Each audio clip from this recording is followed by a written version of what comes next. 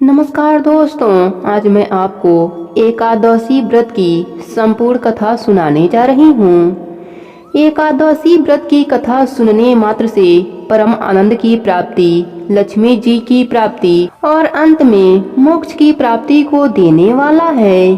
प्रेम से बोली विष्णु भगवान की जय हो। एक बार सैनक आदि 88,000 ऋषियों ने श्री सूत जी महाराज जी से पूछा, हे भगवान, अब आप कृपा करके हम लोगों को एकादशी व्रत का महात्म्य सुनाइए।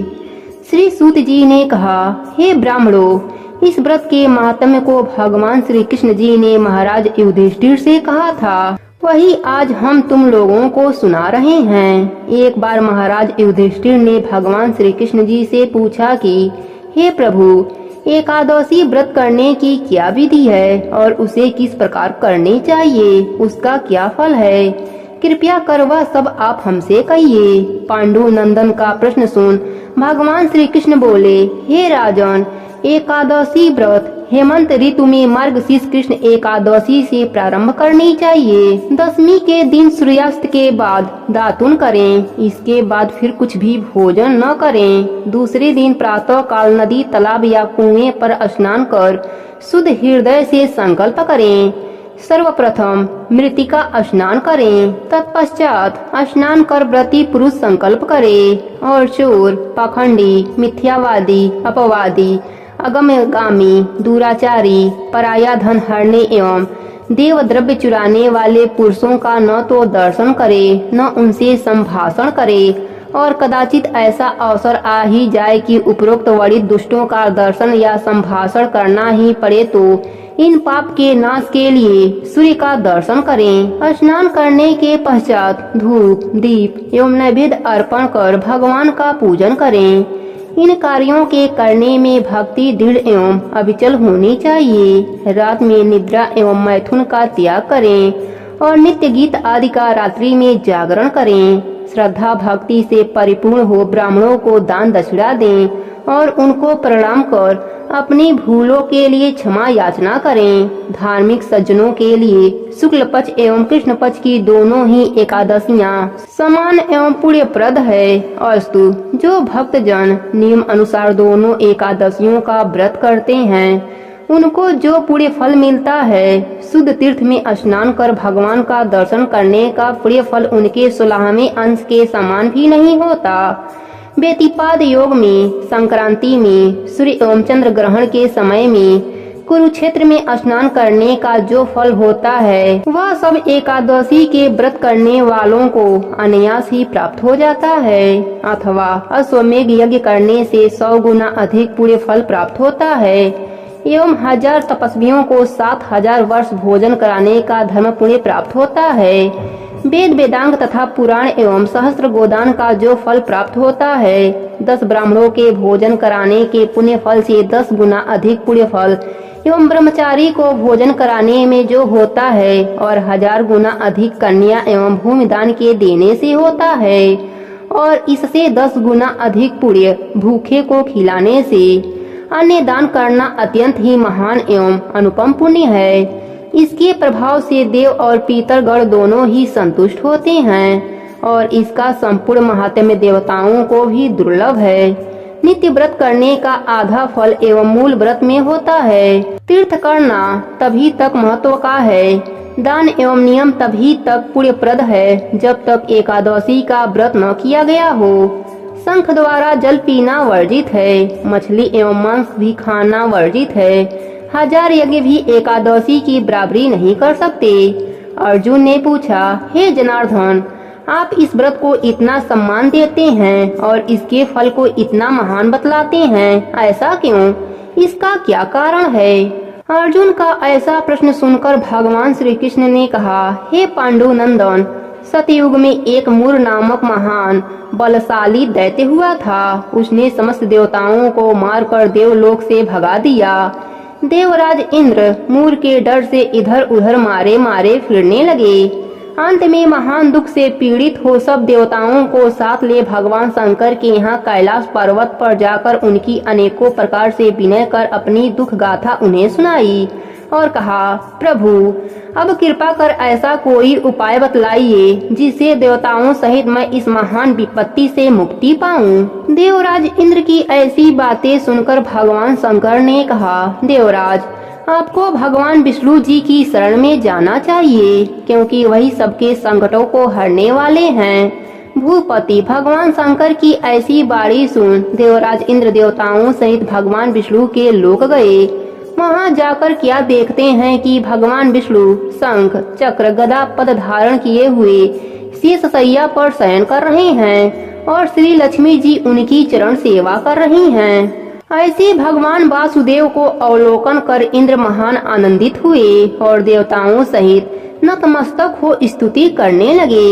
हे देवाधिदेव आपको नमस्कार है। हे दैत्य विनाशक मधुसूदन पुंडरीकाक्ष हम लोगों पर दया कीजिए। हे प्रभु दैत्यों के भय से भयभीत हो ये समस्त देवता मेरे साथ आपकी शरण में आए हैं। इनकी रक्षा कर इन्हें अभय कीजिए, क्योंकि आप ही जगदाधार जगत को उत्पन्न करने वाले पालने वाले एवं संहार करने वाले हैं तथा गो द्विज और देवों के हितकारी हैं। हे प्रभु क्षिति जल पावक गगन और समीर सब आप ही हैं, क्योंकि आप ही संसार के रचयिता हैं। कहने का तात्पर्य यह है कि समस्त विश्व सर्वव्यापक निर्गुण एवं सगुण आप ही हैं। आपकी इच्छा के बिना एक पत्ता भी हिल नहीं सकता।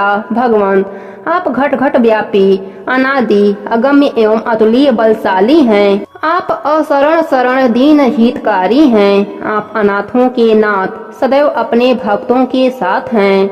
हे भगवान अब आपके बिना हमें त्राण देने वाला और कोई नहीं है। त्राही माँ त्राही माँ त्राही माँ रक्षा करो प्रभु रक्षा करो। हम लोग आश्रयहीन कटी हुई गड्डी के समान इधर उधर मारे मारे फिरते हैं। आज तो हमें अभय दान दीजिए। देवराज इंद्र सहित देवों की इस प्रकार विनय सुन भगवान विष्णु प्रसन्न हो गए और उनसे बोले, राजन क्या बात है, आप लोग इतने भयभीत क्यों हैं? आप लोगों को किसने सताया है? आप समस्त वृतांत मुझसे कहिए और भय को त्याग कर निर्भय हो जाइए। भगवान विष्णु को सदैव देख देवराज इस प्रकार कहने लगे, भगवान पूर्व काल में ब्रह्म वंश में एक नाड़ी जंग नामक महाबलशाली दैत्य था और सभी देवताओं को महान कष्ट देता था। उसका पुत्र अब जिसका नाम मूर है और जिसकी राजधानी चंद्रवती है, अपने पिता से भी महान बलवान है। अपने अनुपम बल और अलौकिक तेज के कारण संपूर्ण विश्व पर विजय कर देवताओं को देवलोक से निकाल दिया है और सभी देवताओं का स्थान स्वयं ही ग्रहण कर लिया है। भगवान इंद्र वरुण यम कुबेर सब कुछ वही है और आज व्योम पर प्रखंड मार्तम्य के समान त्रिलोकी को तप रहा है। अस्तु अब आप हम सब देवताओं पर परम अनुग्रह कर उस दुर्मल दीन दैत्य का संहार कीजिए और हम शरण में आए हुए देवताओं की रक्षा कीजिए। भगवान विष्णु इंद्र के मुख से उसका अत्याचार सुन क्रुद्ध हुए और रोष पूर्वक इंद्र से बोले, देवराज घबराओ नहीं, शीघ्र ही मैं उस दुष्ट का संहार करूंगा। अतएव अब तुम सब लोग एकत्रित हो चंद्रवती नगरी पर आक्रमण कर दो और सदा मुझको अपने समीप समझकर रंच मात्र भी भय न करो। भगवान की ऐसी आज्ञा पाकर देवराज इंद्र ने देवताओं को साथ ले चंद्रवती नगरी को आघेरा। समाचार पाकर दैत्यराज मूर भी अपनी सेना ले उनसे युद्ध करने लगा। देखते ही देखते महाभयानक युद्ध होने लगा और देवता लोग उसकी विकट मार को सहन नहीं कर सके और भागे। दैत्यों ने भागते हुए देवताओं को मारने की इच्छा करके उनका पीछा करना चाहा, परंतु उसी समय भगवान विष्णु शंख चक्र गदा एवं पद धारण किए हुए वहां आते दिखाई पड़े। उन्होंने देखते ही सबके सब उन्हीं के ऊपर टूट पड़े। भगवान विष्णु ने भी अपने दिव्य शस्त्रों द्वारा राक्षसों का संहार करना आरंभ कर दिया। यद्यपि भगवान विष्णु के दिव्य अस्त्रों द्वारा दैत्यों का अनवरत संहार होता था, यद्यपि दैत्यराज मूर निश्चल और वीरता पूर्वक संग्राम भूमि में युद्ध करता रहा। भगवान विष्णु के दिव्य एवं तेजवान अस्त्र भी दैत्यराज के शरीर पर लग लग कर व्यर्थ होने लगे अपने अस्त्रों को असफल देख भगवान विष्णु को अत्यंत क्रोध हुआ और उन्होंने अस्त्र शस्त्रों को एक ओर फेंक उनसे लिपट गए और मलय युद्ध करने लगे। परंतु अत्यंत परिश्रम करके भी वे दैत्यराज को पराजित नहीं कर सके। जब भगवान बहुत थक गए तब बद्रिकाश्रम की ओर चले गए और वहां जाकर बहुत ही जीर्ण हो गए। तब एक गुफा देख उसमें प्रवेश कर गए। इस गुफा का नाम हेमवंती था। भगवान विष्णु वहां जाकर सो गए। पीछा करता हुआ दैत्यराज मूर भी वहां पहुंचा और भगवान विष्णु को वहां निर्भय सोता देख उन्हें मारने के लिए आगे बढ़ा कि दानवों के परम शत्रु विष्णु को मारकर दानवों को सदा के लिए निष्कंटक बना दूं। उसी समय भगवान विष्णु के शरीर से दिव्य शस्त्रों को धारण की हुई एक स्त्री उत्पन्न हो गई और आगे बढ़ दैत्यराज से युद्ध करने लगी। दानवराज उस स्त्री का अस्त्र संचालन देख चकित हुआ और सोचने लगा कि रुद्र के समान पराक्रम वाली यह उग्र रूप धारणी स्त्री को किसने उत्पन्न किया है, जिसके बाण इंद्र के वज्र से भी भीषण और सांघातिक है। मुहूर्त मात्र में ही उस कन्या ने दानवों की विकराल सेना को नष्ट कर डाला। तब दानवराज ने अत्यंत वेग पूर्वक आक्रमण किया, परंतु उसने दानवराज के समस्त अस्त्र बेकार कर उसे एकदम विरत कर दिया।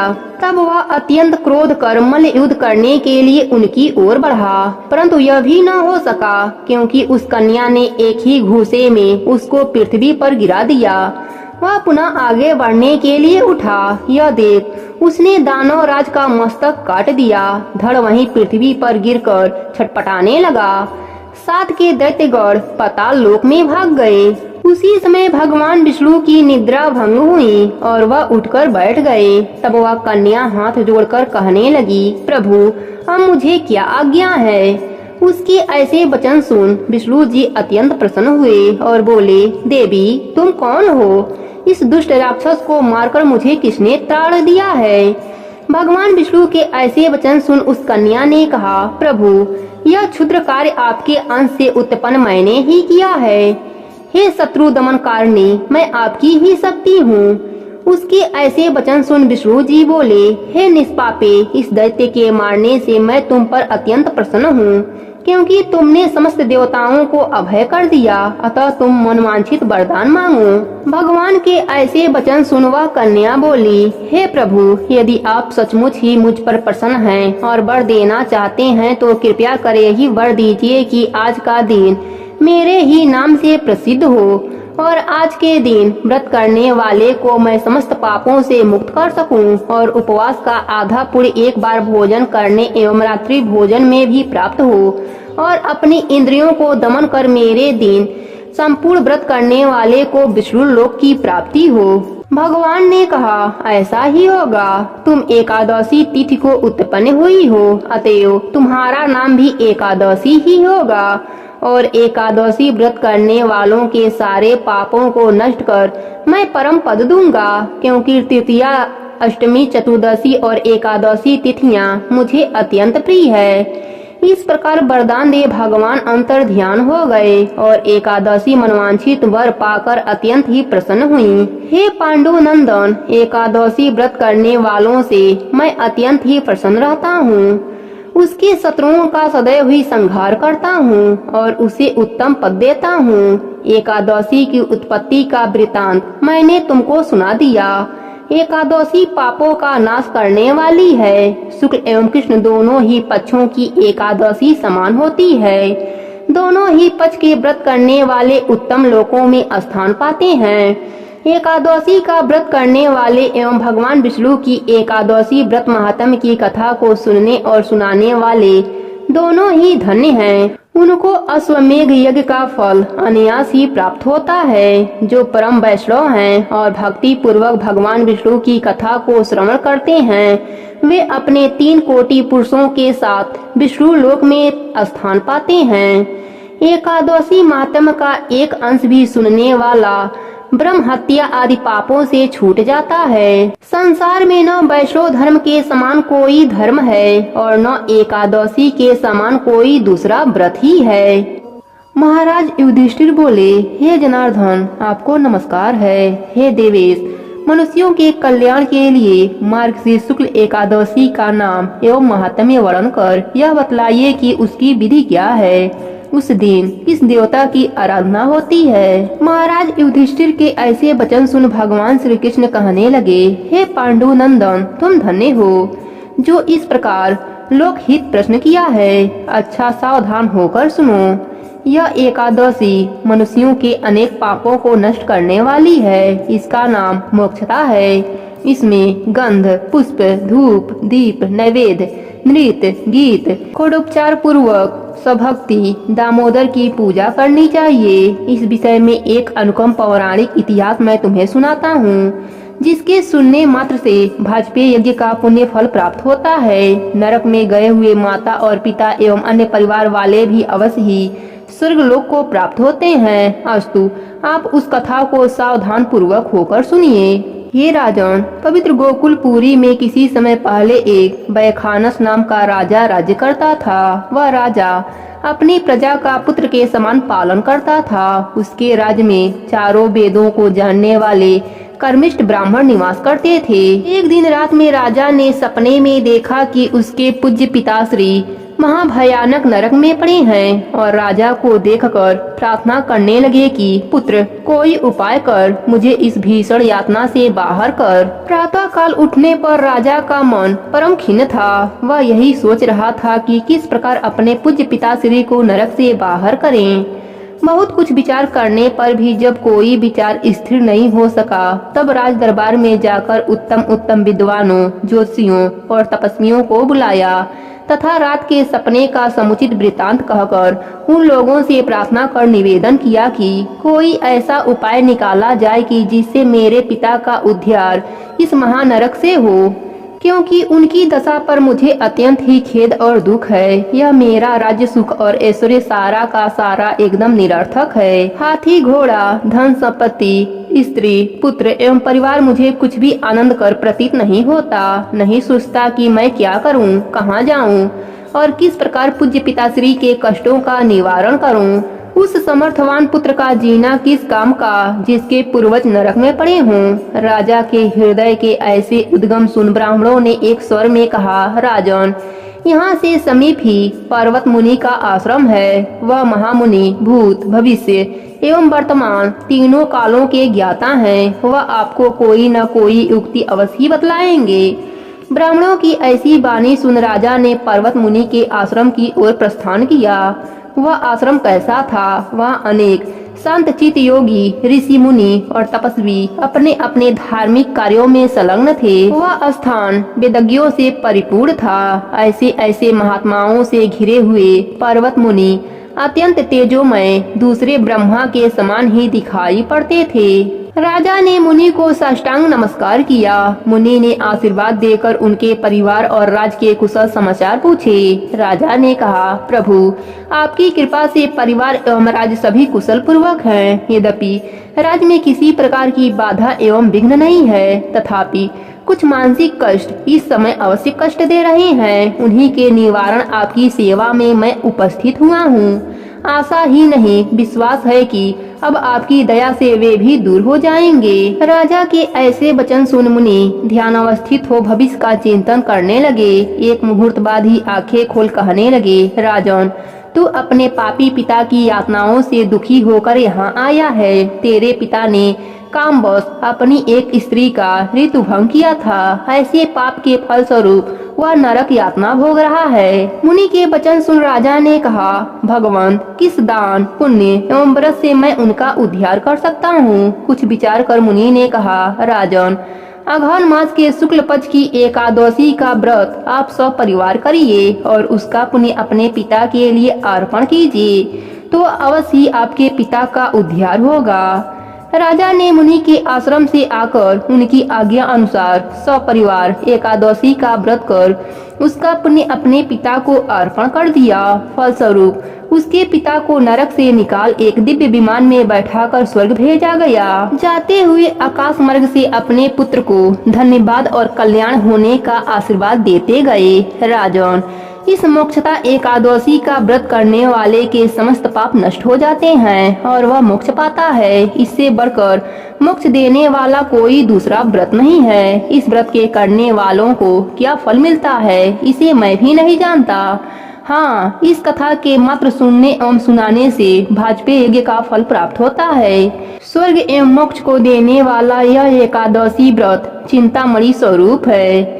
प्रेम से बोले विष्णु भगवान की जय हो। इतनी कथा सुन महाराज युधिष्ठिर ने कहा, प्रभु, पौष कृष्ण एकादशी का क्या नाम है और इसके व्रत की क्या विधि है और उस दिन किस देवता की पूजा की जाती है? कृपा करके विस्तार पूर्वक कहिए, मेरी सुनने की इच्छा है। युधिष्ठिर के ऐसे वचन सुन भगवान श्री कृष्ण बोले, हे पांडु नंदन, पौष कृष्ण एकादशी को सफला एकादशी कहते हैं। इसके देवता नारायण हैं। इस एकादशी को इन्हीं की पूजा होती है। नारायण दक्षिणा सहित यज्ञों से उतना संतुष्ट नहीं होते जितना एकादशी व्रत सहित रात्रि जागरण से संतुष्ट होते हैं।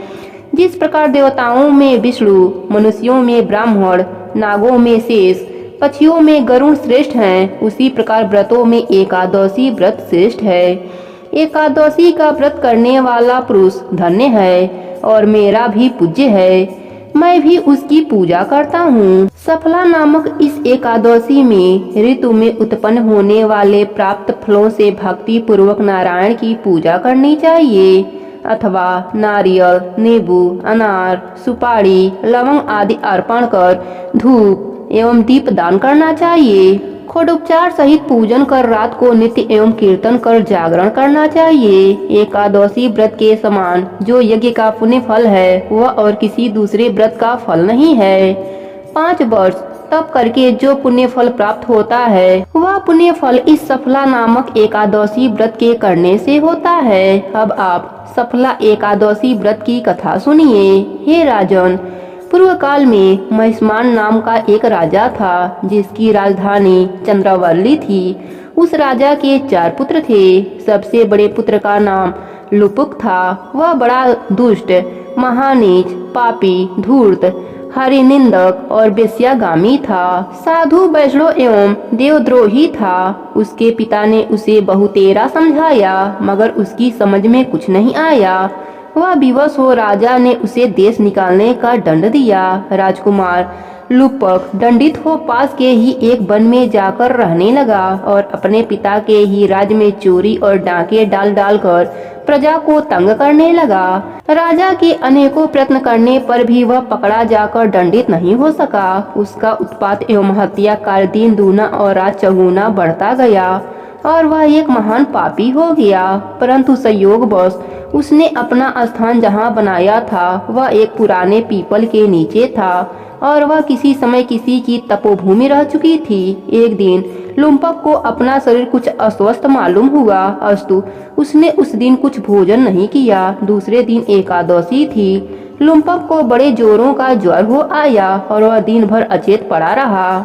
मध्याह्न समय में उसे कुछ भूख सी मालूम हुई और वह धीरे धीरे चलकर वन में ज्यों ज्यों कर कुछ फल ले आया और उस पीपल के नीचे बैठ गया। थकावट से उसका शरीर पुनः भारी हो गया और वह फलों को खाने की इच्छा ही नहीं हुई। तब उसने फलों को उसी पीपल की जड़ में रखकर कहा, लीजिए वासुदेव भगवान, अब यह फल आपको ही अर्पण है। यह कहकर वह उसी जगह पड़ा रहा और रात भर कहाड़ता और छटपटाता रहा। संयोग इसी को कहते हैं कि इच्छा से अथवा अनिच्छा से वह 10वीं से नियम पूर्वक रहकर एकादशी को भूखा रहा। संध्या समय ऋतु फलों को श्री वासुदेव को अर्पण कर रात भर जागता रहा। इस महापुण्य से उसके आज तक के समस्त पाप जलकर राख हो गए और उसके हृदय में ज्ञान का प्रकाश उदय हो गया। उसी समय एक सुंदर घोड़ा अनुपम और दिव्य साजों से सजा हुआ उसके सामने आ खड़ा हुआ। राजकुमार लुम्पक घोड़े को देखता ही रह गया कि उसके कानों में साफ सुनाई दिया, हे राजकुमार, कल संध्या समय तुमने एकादशी व्रत करके ऋतु फलों से मेरी जो पूजा की उसके पुण्य फल से तुम्हारे सभी पाप नष्ट हो गए, साथ ही तुम्हारी प्रकृति भी बदल गई। अब तुम इसी घोड़े पर सवार हो अपने पिता के पास चले जाओ, वह तुम्हें आदर पूर्वक रख लेगा और तुम्हें तुम्हारा खोया राज भी देगा। राजकुमार लुम्पक ऐसी आकाशवाणी सुन परम प्रसन्न हुआ और तत्काल ही दिव्य दिव्य वस्त्राभूषणों से भूषित हो घोड़े पर चढ़ अपने पिता के पास जाकर उन्हें प्रणाम किया और अपना सारा का सारा वृतांत उनको कह सुनाया। राजा अपने पुत्र के ऐसे वचन सुन और उसे परम तेजस्वी जान अत्यंत प्रसन्न हुआ और शीघ्र ही घर बाहर का सारा बंदोबस्त कर राज भी उसके हाथ में सौंप दिया। राजकुमार ने अत्यंत निपुणता के साथ अपना राज्य संभाला, प्रजा संतुष्ट हो गई। राजा हर मास की एकादशियों का व्रत नियम पूर्वक करने लगा और अनेकों पुत्रों का पिता हो अंतकाल में स्वर्गलोक जाकर आनंद करने लगा। हे राजन, इसी प्रकार जो भी कोई इस सफला नामक एकादशी का व्रत करता है उसके सभी मनोरथ पूर्ण हो जाते हैं। पांडु नंदन ने विनय पूर्वक हाथ जोड़कर श्री कृष्ण जी से प्रश्न किया, प्रभु अब आप कृपा कर पौष शुक्ल एकादशी के महापुण्य का वर्णन कीजिए। उसका क्या नाम और क्या विधान है तथा उस दिन किस देवता की पूजा की जाती है और उसका क्या फल होता है। श्री कृष्ण जी बोले, हे राजन, इस एकादशी का नाम पुत्रता एकादशी है। यह समस्त मनोरथों को पूर्ण करने वाली एवं समस्त सिद्धियों को देने वाली है। इसके अधिपति स्वयं नारायण हैं। इस चराचर संसार में इसके समान फल देने वाला दूसरा कोई व्रत नहीं है। इसके प्रसाद से मनुष्य पुत्रवान, विद्वान, कीर्तिमान, लक्ष्मीमान और यशस्वी होता है। अब मैं तुमसे उत्तम और पापों को हरने वाली कथा कहता हूँ, ध्यान पूर्वक सुनो। पूर्व काल में एक राजा अपने स्त्री सैब्या सहित पुत्र न होने के कारण अत्यंत ही दुखी था। उसके पिता गर्म अश्रुओं से संचित किंचित पिंडोदय का पान करते थे। वे सदैव इसी शोक से संतप रहा करते थे कि इसके आगे हमें कौन पिंडदान देगा। इधर राजा को पुत्रच्छा की तरफ से दिनों दिन निराशा ही निराशा दिखाई दी। उसका इस प्रकार का संताप इस प्रकार से ठीक न था, क्योंकि बिना पुत्र के सचमुच ही मनुष्य का जन्म निरर्थक है। जिसके पुत्र नहीं उसके कुछ भी नहीं, क्योंकि बिना पुत्र के देवता, पितर और मनुष्य किसी का भी ऋण परिशोधन नहीं होता। अस्तु मनुष्य को पुत्र प्राप्त करने की युक्तियों में सदैव ही लगा रहना चाहिए, क्योंकि संसार में वही भाग्यवान, गुणवान और कीर्तिमान है जिसके घर पुत्र रत्न से परिपूर्ण है। वे ही नरश्रेष्ठ आरोग्य, संपत्ति और कीर्ति के अधिकारी होते हैं। यह सिद्ध है कि पुत्र पौत्रादि पुण्यवान को ही प्राप्त होते हैं। संपत्ति, विद्या, लक्ष्मी और तलब के ही कुछ भी श्री उसे दुर्लभ नहीं रहती। इस प्रकार दिन रात की चिंताओं से त्राण पाने के लिए राजा ने यह निश्चय किया कि अब मेरा शरीर धारण किए रहना व्यर्थ है। किसी प्रकार इस शरीर को त्याग देना ही श्रेयकर है, परंतु आत्मघात करना महान पाप है। इस प्रकार के विचारों में पड़कर वह एक दिन चुपचाप अकेले घोड़े पर सवार हो वन की ओर चल दिया। इस प्रकार वह वन में पहुंचकर नभ में उड़ते हुए पक्षी, वृक्षों के प्राकृतिक सौंदर्य का अवलोकन करने लगा। वहां पर कहीं तो अपने अपने निवास स्थान से निकलकर मृग झुंड इधर उधर चौकड़िया भर रहे थे। कहीं व्याघ्र, बाहर, सिंह, वानर, नीलगायें, सशक, सर्प और जंगली हाथी अपने हथनियों के साथ क्रीड़ा कर रहे थे। किसी तरह सिंगालों की ध्वनि थी तो किसी ओर से उल्लुओं के करकर नाद सुनाई पड़ रहे थे। इस प्रकार वन की शोभा देखता और वन पशुओं के शब्द को सुनता हुआ राजा वन में घूमने लगा। घूमते घूमते उसे दोपहर हो गई। उसे भूख और वियोग ने सताया, परंतु वह आगे बढ़ता गया। आगे चलकर उसने देखा कि एक अत्यंत सुंदर सरोवर है, जिसके किनारे अत्यंत सुंदर, मनोहर और दिव्य रूप वाले नाना प्रकार के पक्षी, सारस, हंस, मोर और चकोर चारों ओर घूम रहे हैं और बहुत से ऋषि मुनि वहां पूजन और ध्यान में मग्न हैं। वहां प्रवेश करते ही राजा के दक्षिण नेत्र और बाहु फड़कने लगे और मन में एक प्रकार का उत्साह सा प्रतीक हुआ। राजा ने घोड़े से उतर घोड़े को एक वृक्ष के सहारे बांध दिया और ऋषि मुनियों के पास जाकर उनको अलग अलग प्रदक्षिणा और प्रणाम इत्यादि किया। राजा का सुंदर भेष और सुंदर स्वभाव देखकर एक ऋषि ने कहा, क्या इच्छा है, क्या काम है, क्या विचार है। ऋषियों की ऐसी बाणी सुन राजा ने कहा, प्रभु आप लोग कौन हैं, यहाँ पर क्यों आए हैं और क्या कर रहे हैं? एक महर्षि बोले, राजन हम लोग विश्वदेव हैं और आज पौष शुक्ल की पुत्रदा नामक एकादशी का व्रत है, सो हम इस सरोवर में स्नान करने आए हैं। हमने अपना संपूर्ण हाल बतला दिया, अब आप कहिए। राजा बोला, भगवंत मैं भी एक निसंतान और अभागा मनुष्य हूँ और पुत्र की इच्छा रखता हूँ। यदि आप लोग मुझे किसी प्रकार भी एक पुत्र दें तो मैं अपने आप को धन्य मानकर जन्म जन्म के लिए आपका ऋण हो जाऊंगा। ऋषियों ने कहा, राजन आज पुत्रता एकादशी है, इसका व्रत अत्यंत उत्तम और निसंदेह ही पुत्र देने वाला है। आप नियम पूर्वक एकादशी के व्रत को धारण कीजिए, निसंदेह ही एकादशी के पुण्य फल एवं हमारे वचनों के प्रभाव से तुम्हें पुत्र होगा। ऋषियों की ऐसी बाणी सुन राजा अत्यंत प्रसन्न हुआ और उसके बताए हुए विधि विधान से एकादशी का व्रत कर द्वादशी को पारण कर ऋषियों से विदा हो अपने भवन में आया। परमात्मा के अनुग्रह एवं एकादशी के पुण्य और प्रताप से तथा ऋषियों के आशीर्वाद से राजा की रानी ने गर्भ धारण किया और यथा समय सुंदर, स्वरूपवान, तेजवान और भाग्यवान पुत्र उत्पन्न किया। राजपुत्र अत्यंत शीघ्रता पूर्वक बढ़ने लगा और शीघ्र ही बड़े हो पितृ सेवा तथा अपनी प्रजा की सेवा करने लगा। इतनी कथा को भगवान श्री कृष्ण ने कहा, राजन इस एकादशी का व्रत जो लोग करते हैं उनको अवश्य ही पुत्र की प्राप्ति होती है और वे इस लोक में नाना प्रकार के सुखों का उपभोग कर अंतकाल में परम पद को प्राप्त करते हैं। जो लोग इसकी कथा को कहते एवं भक्ति पूर्वक सुनते हैं उनको सहस्त्रों अश्वमेध यज्ञ करने का फल प्राप्त होता है। एक समय दालभ्य जी ने प्रजापति ब्रह्मा जी के पुत्र पुलस्स जी से प्रश्न किया कि हे प्रभु, क्या कोई ऐसी भी शक्ति या उपाय है कि जिसके करने से ब्रह्म हत्या करने इत्यादि के कुटिल कर्मों के पापों से मनुष्य सरलता पूर्वक छूट जाए? भगवंत यदि सचमुच ही ऐसा कोई उपाय हो तो कृपा कर आप मुझसे कहिए, मेरी सुनने की महती इच्छा है। पुलस्त्य जी ने कहा, हे महाभाग, तुम धन्य हो जो संसार के उपकार के लिए इस प्रश्न को किया है। अस्तु, अब मैं भी तुमको अत्यंत सुंदर देवताओं को भी दुर्लभ और जो अभी तक प्रकाश में नहीं आया वही पवित्र मनोवांछित फलों को देने वाला यत्न तुम्हारे सामने वर्णन करता हूँ। सावधान होकर सुनो। माघ मास के आरंभ होते ही नित्य कर्मों से निवृत्त हो स्नान कर अपने आप को अत्यंत शुद्ध व पवित्र कर अपने मन और आत्मा को शुद्ध कर अपने इंद्रियों का भी दमन करें और काम, क्रोध, अभिमान, ईर्ष्या, पिशुनता इत्यादि को त्याग भगवान का स्मरण करता हुआ पुष्प नक्षत्र में गोमय गोबर को एकत्र कर उसमें तिल एवं कपास मिला कंडे पाथे और उससे नित्य प्रति 108 हवन किया करें। इस प्रकार जब माघ कृष्ण दशमी का दिन आवे, पूर्वाषाढ़ा नक्षत्र हो अथवा मूल नक्षत्र हो, उसमें नियम पूर्वक मन को शुद्ध कर भगवान का पूजन कर और एकादशी के दिन एकादशी व्रत कर रात्रि में कृष्ण नाम का संकीर्तन करते हुए जागरण करें और दूसरे दिन द्वादशी को भी स्नान कर विधिवत भगवान श्री कृष्ण का चंदन, अगर, कपूर और फूल मालाओं द्वारा श्रद्धा पूर्वक पूजन कर नैवेद्य में खिचड़ी अर्पण करें।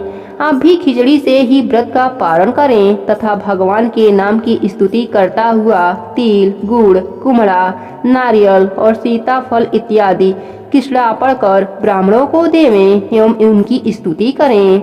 हे कृष्ण, आप आर्तहरण, असरण, शरण दीनों का प्रतिपालन करने वाले तथा अधर्मी का उद्धार करने वाले हैं। हे नाथ, हम संसार सागर में डूब रहे हैं। हे पुंडरीकाक्ष, हमारी रक्षा कीजिए। फिर श्री कृष्ण अर्पण कर ब्राह्मणों को जल से भरे हुए घड़ों का दान करें, छाता एवं जूता इत्यादि देवें। तिल स्नान कार्य एवं भोजन में अत्यंत ही शुद्ध और पवित्र हो करें। तिल दान करने वाले को तिल के एक खेत में जितना तिल उत्पन्न होता है उतने वर्ष प्रत्न स्वर्ग में निवास करने को मिलता है। अस्तु, तिल स्नान, तिल का उपटन, तिल का भोजन और तिल का दान यथाशक्ति अवश्य करना चाहिए।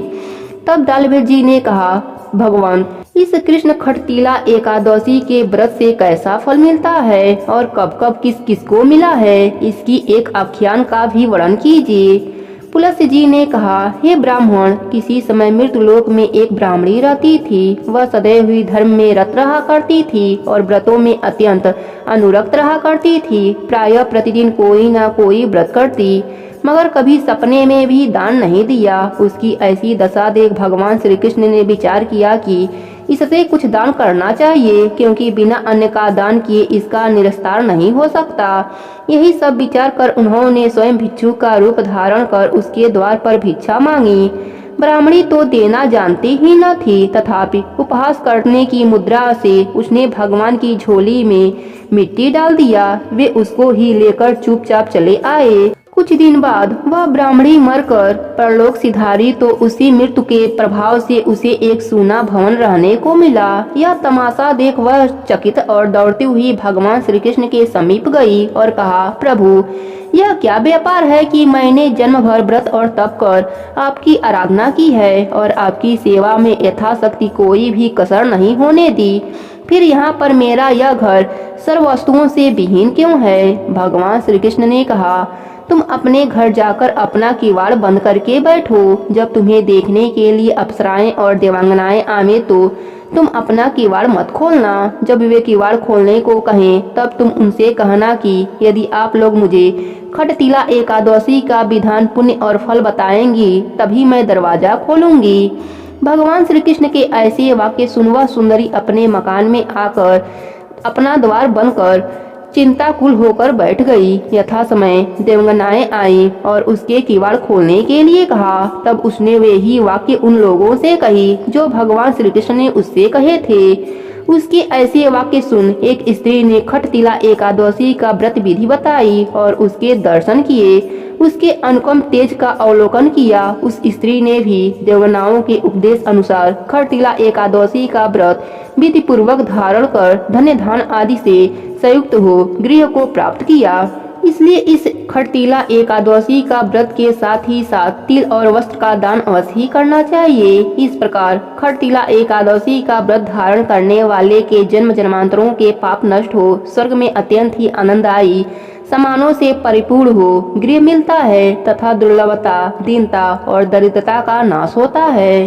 पांडुनंदन भगवान श्री कृष्ण के हाथ जोड़कर नम्रता पूर्वक बोले, हे नाथ, अब आप कृपा कर मुझसे माघ शुक्ल एकादशी का वर्णन कीजिए और उस व्रत के करने से क्या पुण्य फल होता है। भगवान श्री कृष्ण ने कहा, राजन, इस एकादशी का नाम जया है और यह अच्छे फलों को देने वाली है। इसका व्रत करने वाला ब्रह्म हत्या से मुक्त हो जाता है और अंतकाल में उसे काम और मोक्ष की प्राप्ति होती है। इस व्रत द्वारा मनुष्य कुयोनि से छूट जाते हैं। अब हम तुम्हें इसकी एक पौराणिक कथा जो पद्म पुराण में लिखी है कहते हैं, ध्यान से सुनो। एक समय की कथा है कि देवराज इंद्र अपनी नगरी में अत्यंत ऐश्वर्य पूर्वक राज करते थे। वहां के देवता सोमपान के प्रताप से हिष्ट पुष्ट एवं सौंदर्य की खान बन रहे थे। अप्सराओं से युक्त परिजात पुष्प से सुशोभित नंदन कांडन में क्रीड़ा कर रहे थे। महाराज इंद्र ऐश्वर्य से परिपूर्ण अप्सराओं और गंधर्वों के साथ नाच और गान में उन्मत्त हो रहे थे। गंधर्व गान कर रहे थे, अप्सराएं नाच रही थीं।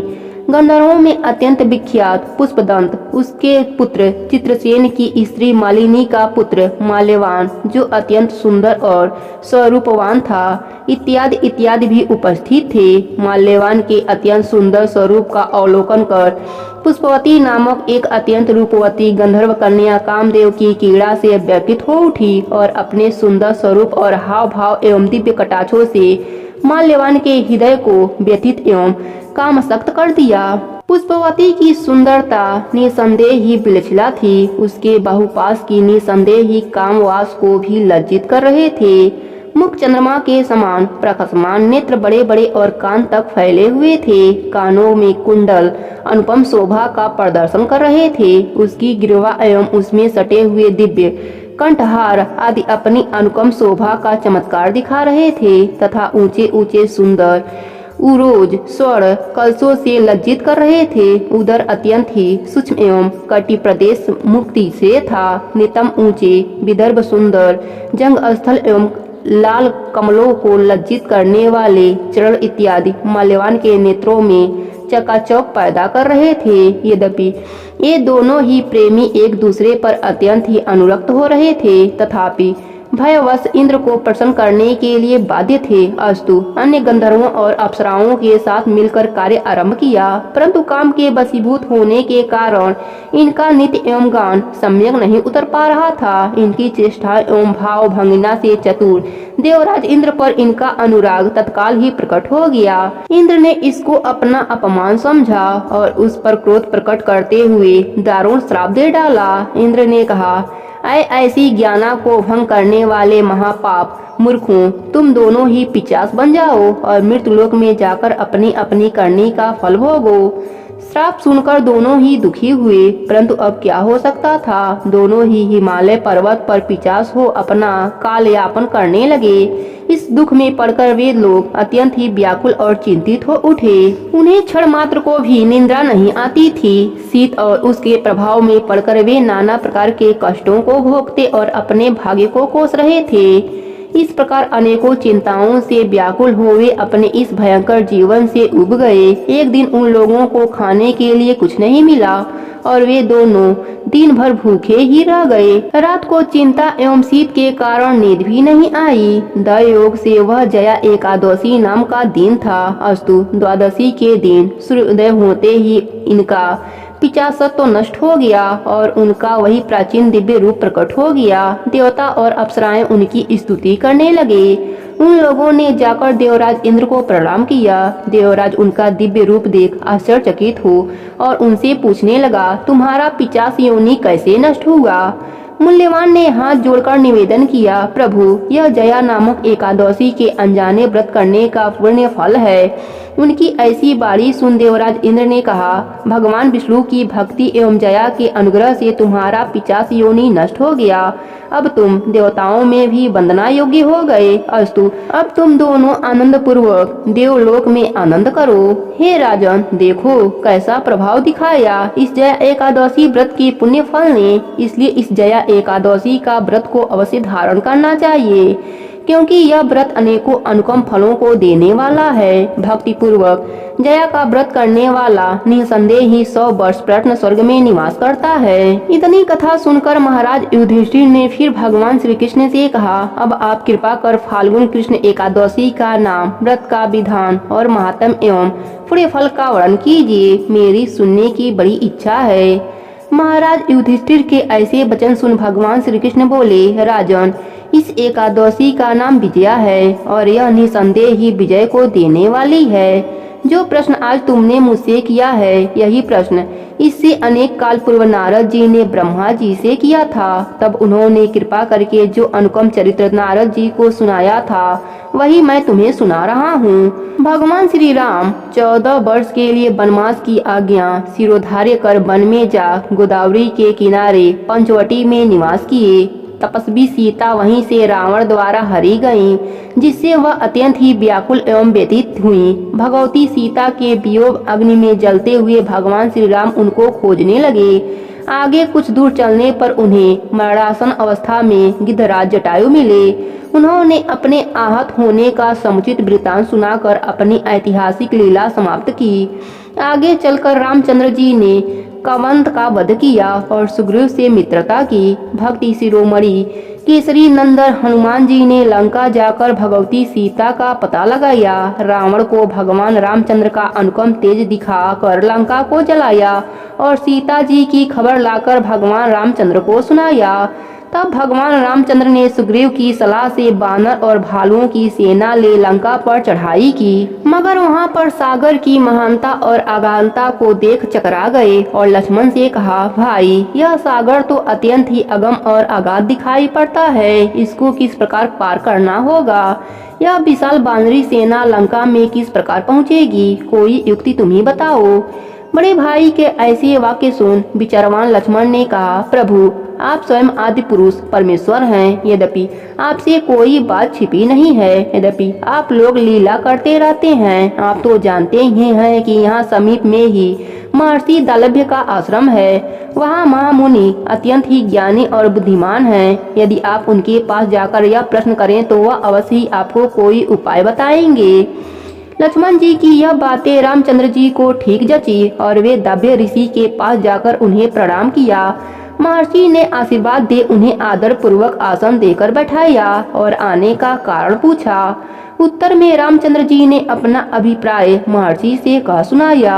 तब महर्षि ने कहा, हे रघुकुल भूषण, आप फाल्गुन कृष्ण एकादशी जिसका नाम विजया है व्रत कीजिए। आपका मनोरथ अवश्य ही पूर्ण होगा और लंका में आपकी विजय होगी। उस व्रत की विधि मैं आपसे कहता हूँ, सुनिए। दशमी के दिन सोना, चांदी, तांबा अथवा मिट्टी का एक घड़ा लें, कलश स्थापित करें, उसमें जल एवं आम के पल्लव छोड़ वेदिका पर रखें।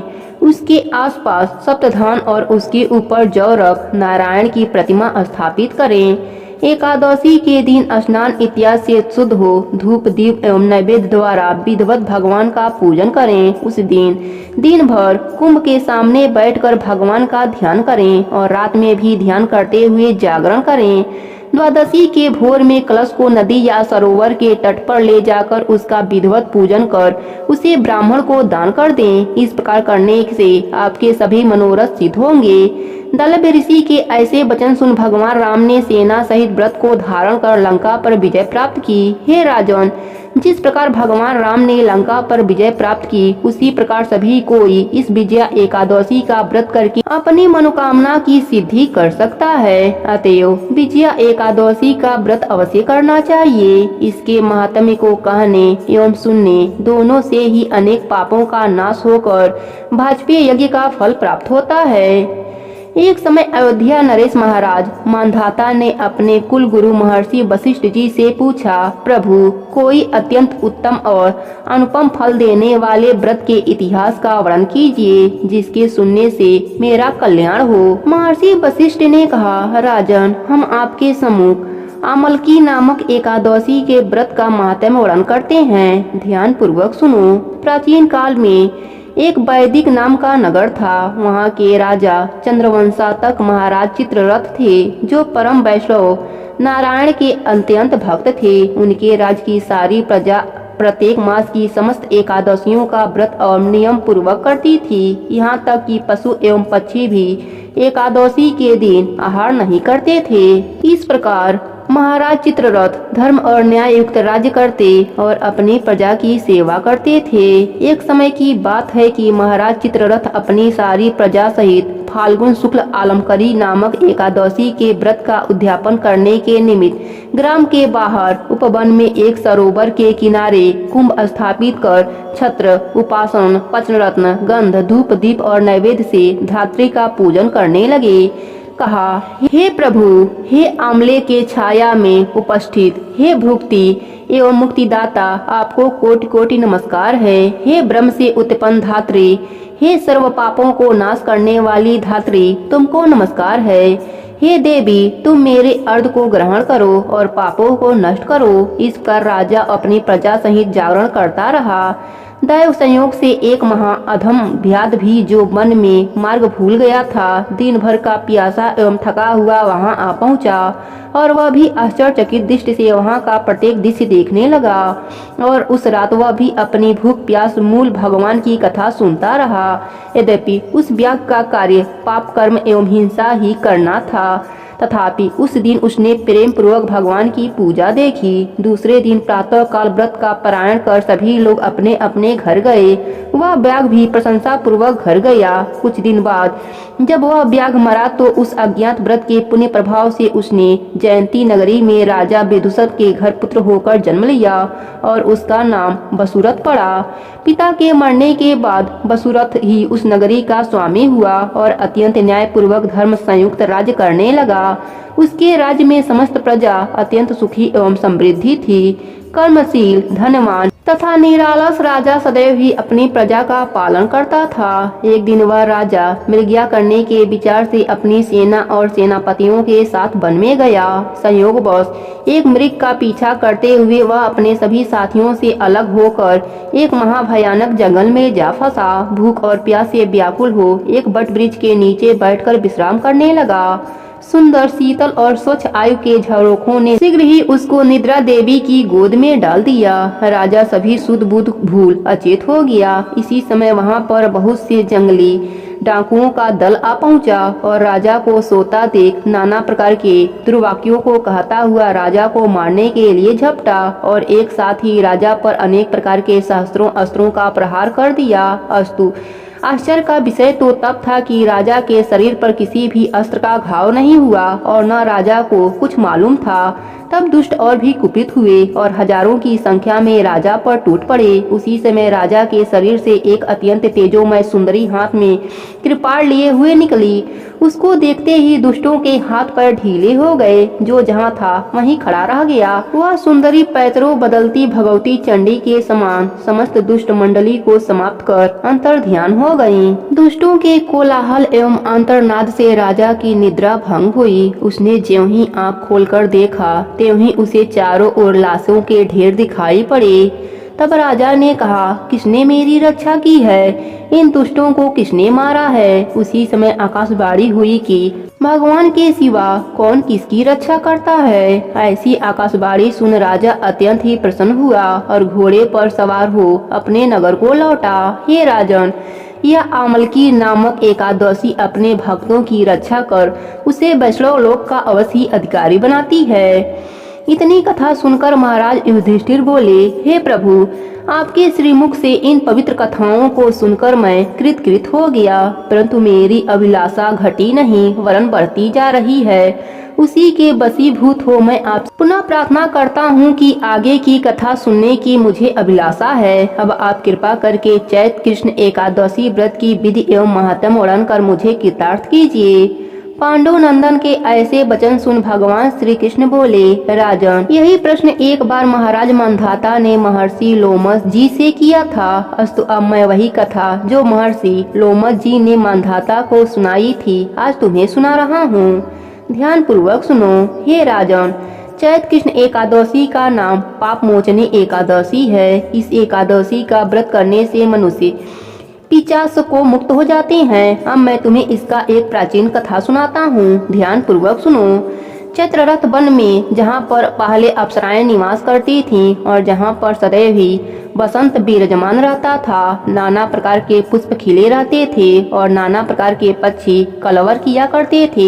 इंद्र आदि देवताओं का वह क्रीड़ा स्थल था और किन्नर वहाँ पर विहार करते थे। उसी सुंदर और रमणीय स्थान में महर्षि मेधावी तपस्या कर रहे थे। एक दिन मंजू घोषा नाम की एक गंधर्व कन्या ने वहाँ जाकर मेधावी मुनि का अवलोकन किया और उनको देखकर उन पर आसक्त हो गई। यद्यपि अपने मन को बहुत समझाया मगर वह न माना। तब हाथ से सितारा ले उसके आसपास बैठ अपने बीड़ा विंदिन कर कोकिल कंठ से मधुर गान कर उनको मोहित करने का जाल फंसाया। उसको वहां उपस्थित देखकर भगवान शंकर के प्राचीन शत्रु कामधेनु शिव भक्त मेधावी मुनि को पराजित करने में लुप्त हो गया। अप्सरा की भावों को कमान, कटाक्ष को प्रत्यक्ष, नेत्रों को बाण बनाकर मंजू घोषा को उसका सेनापति बना दिया और आन बान और शान के साथ मुनि पर चढ़ाई कर दी। मेधावी ऋषि युवा, स्वरूपवान और तेजवान व्यक्ति थे। उनको देखकर स्त्रियां अनायास ही उनकी ओर आकर्षित हो जाती थीं। कामदेव की सेनापति मंजू घोषा ने मुनि के सम्मुख समीप ही बैठ मधुर गान आरंभ किया। स्वर लहरी की सुरीली तान से ऋषि का ध्यान भंग हो गया और मंजू घोषा पर दृष्टि डालते ही उस पर मोहित हो गए। मुनि को अपनी ओर आकर्षित देख मंजू घोषा अपनी समस्त क्रीड़ाएं एकत्रित कर उनके पास गई। महामुनि उसके रूप पर ऐसे मोहे की समस्त शिव चरित्र क्षण मात्र में भूल गए और मंजू घोषा के साथ रहकर काम क्रीड़ा करने लगे। भोग विलास करते जब बहुत दिन हो गए तब मंजू घोषा ने मुनि से जाने की आज्ञा मांगी। कामासक्त मुनि ने कहा, अभी ठहरो, आज ही तो आई हो। मंजू घोषा मुनि के वचन सुनकर यद्यपि भयभीत हुई तथापि कामवश फिर रुक गई। मगर अब उसका चित्त भावी अनिष्ट की आशंका से चंचल रहने लगा। मंजू घोषा मुनि के पास 47 वर्ष 9 मास 13 दिन काम क्रीड़ा करती रही मगर मुनि के लिए अभी वह पहली रात ही थी। एक दिन मंजू घोषा के आज्ञा मांगने पर मुनि ने वही प्राचीन पाठ दोहराया। तब उसने भयभीत होते हुए किंचित मुस्कुराकर कहा, प्रभु, कितनी संध्याएं आई और गईं मगर आपको अभी एक रात ही हुई। मंजू घोषा के ऐसे वचन सुनकर मुनि की मोह निद्रा भंग हुई और उन्होंने ध्यान करके अपने चरित्र को देखा। रहस्य जानकर मुनि अत्यंत क्रोधित हुए और कहने लगे, दुष्टे, तुम्हें बार बार धिक्कार है। तूने मेरी अब तक की सारी आराधना नष्ट कर दी। अब तुम पिशाचिनी हो जाओ। मुनि के श्राप से मंजू घोषा पिशाचिनी हो गई और मुनि के चरणों में गिरकर कहा, प्रभु, मैं निरपराधी हूँ, मेरा क्या दोष है? आपने मुझे व्यर्थ ही श्राप दे दिया, अतएव अब जो होना था सो हो गया। अब कृपा कर पाप मोचन का उपाय कहिए। मंजू घोषा की ऐसी दीन बाड़ी सुन मुनि का क्रोध नष्ट हो गया। तब उन्होंने कहा, जाओ चैत्र कृष्ण एकादशी का व्रत करो, तुम्हारा पाप नष्ट हो जाएगा। ऐसा कह वह अपने पिता च्यवन के पास गए। च्यवन ने उन्हें देखा, आश्चर्य करते हुए पूछा, तुमने कौन सा असद कार्य किया है जिससे तुम्हारा तेज और पुण्य नष्ट हो गया है? मेधावी ऋषि ने पिता को सारा हाल बताकर पाप से मुक्त होने का उपाय पूछा। पुत्र के ऐसे पूछने का च्यवन से भी पुत्र को वही सलाह दी जो उन्होंने मंजू घोषा को दी थी। अस्तु, मेधावी ऋषि और मंजू घोषा दोनों ने पाप मोचनी एकादशी का व्रत कर अपने अपने पापों को नष्ट किया। पाप मोचनी एकादशी का यह प्रभाव है कि व्रत करने वाले के पाप नष्ट हो जाएं। इस कथा के कहने एवं सुनने से हजारों गोदान का फल होता है। ब्रह्म हत्या, सुअर चुराने का पाप, शराब पीने का पाप, गुरु पत्नी गमन का पाप एवं संसार के समस्त पापों को यह पाप मोचनी एकादशी नष्ट कर देती है। इतनी कथा सुन महाराज युधिष्ठिर ने कहा, भगवान, आपको कोटि कोटि धन्यवाद है जो आपने हमें ऐसी सर्वोत्तम व्रत की कथाएं सुनाई, मगर हमसे हमारी जिज्ञासा बढ़ती ही जाती है और बार बार यही इच्छा होती है कि और भी आगे की सुंदर कथाओं को सुने। हे महाप्रभु, चैत्र शुक्ल एकादशी का क्या नाम है और क्या महात्म है, कृपा करके कहिए। पांडु नंदन के इस प्रकार धर्म युक्त विनीत विचारों को सुनकर भगवान श्री कृष्ण ने कहा, राजन, यह प्रश्न महाराज दिलीप ने अपने गुरु वशिष्ठ से किया था। उन्होंने जो कथा उन्हें सुनाई थी वही हम तुम्हारे सम्मुख प्रकाश करते हैं। राजन, चैत्र शुक्ल एकादशी का नाम कामदा एकादशी है। इसका व्रत करने वाला महान पापों से छूट जाता है। यह एकादशी अत्यंत पुण्य को देने वाली, पापों को नष्ट करने वाली और संतान को देने वाली है। सुनो, तुम्हें एक प्राचीन आख्यान सुनाते हैं। एक नगर का नाम भोगीपुर था और वह महान ऐश्वर्यों से संपन्न था। वहाँ पर यक्ष और गंधर्वों का निवास था। राजा का नाम पुंडरीक था। राजसभा में नित्य ही गानवाद हुआ करता था। उसी राज्य में ललित नाम का गंधर्व अत्यंत ही सुंदर और ऐश्वर्यवान था। उसकी स्त्री का नाम ललिता था। वे दोनों प्रेम पूर्वक अपना जीवन व्यतीत करते थे। एक दिन ललित राज दरबार में गा रहा था, मगर किसी कारणवश ललिता नहीं थी। अस्तु उसका ध्यान गाने में चूक गया। चुगलखोरों को बन गई। उन्होंने राजा से एक के चार लगाकर उसे क्रोधित कर दिया। राजा ने अत्यंत क्रोध कर कहा, दुष्ट, तू राक्षस हो जा। राजा के श्राप से ललित तुरंत ही राक्षस हो गया। उसका शरीर महाविशाल और भयंकर हो गया। हाथ पांव एकदम कुरूप और बेडौल हो गए। यह खबर ललिता के पास पहुंची तो वह बहुत दुखी हुई, मगर क्या कर सकती थी। रोटी पीटती अपने पति के साथ वह भी निकल गई। ललित क्रूर कर्मों को करने में रत हो गया। घूमते फिरते ये दोनों विंध्य प्रदेश के पर्वतों और जंगलों में जा पहुँचे। वहाँ पर महर्षि रुंगी का आश्रम था। ललिता दौड़ती हुई महर्षि के आश्रम में जा महर्षि के चरणों में नतमस्तक होकर रोने लगी। श्रृंगी ऋषि कहने लगे, देवी, तुम कौन हो? यहाँ किसके साथ आई हो और क्या चाहती हो? महर्षि के ऐसे वचन सुनकर ललिता ने कहा, प्रभु, मेरा नाम ललिता है। मैं वीर धनवा नामक गंधर्व की पुत्री हूँ। मेरा पति श्राप के कारण राक्षस हो गया है। उसी के कल्याण के लिए मैं आपकी शरण में आई हूँ। कृपया कर श्राप से मुक्त होने का कोई उपाय बतलाइए। ललिता के ऐसे वचन सुन महर्षि ने कहा, देवी, अभी चैत्र का महीना है। तुम चैत्र के शुक्ल पक्ष की कामदा एकादशी का व्रत मेरी बताई रीति अनुसार करो और उसका फल अपने पति को अर्पण करो। तुम्हारा पति अवश्य ही श्राप से मुक्त हो जाएगा। ललिता ने महर्षि की बताई हुई रीति के अनुसार चैत्र शुक्ल कामदा एकादशी का व्रत विधि पूर्वक वहीं आश्रम में किया और द्वादशी के दिन उसका पुण्य फल अपने स्वामी को अर्पित कर भगवान से उसके श्राप मोचन की प्रार्थना की। तत्काल ललिता का श्राप नष्ट हो गया और पुनः वह अपने प्रथम स्वरूप में हो गया। अब दिव्य विमान पर सवार हो दोनों प्रसन्न पूर्वक अपने नगर को गए। अस्तु, यह कामदा नामक एकादशी का व्रत महान अच्छे फल को देने वाला और पापों को नष्ट करने वाला है। ब्रह्म हत्या इत्यादि महान पापों को करने वाले महान पापी भी कामदा एकादशी का व्रत कर पाप से मुक्त हो जाते हैं। इस कथा के कहने एवं सुनने से भाजपे यज्ञ करने का फल प्राप्त होता है। भगवान श्री कृष्ण ने कहा, हे पांडुनंदन, अब मैं तुम्हें बरुथनी एकादशी का व्रत का महात्म सुनाता हूँ, सुनिए।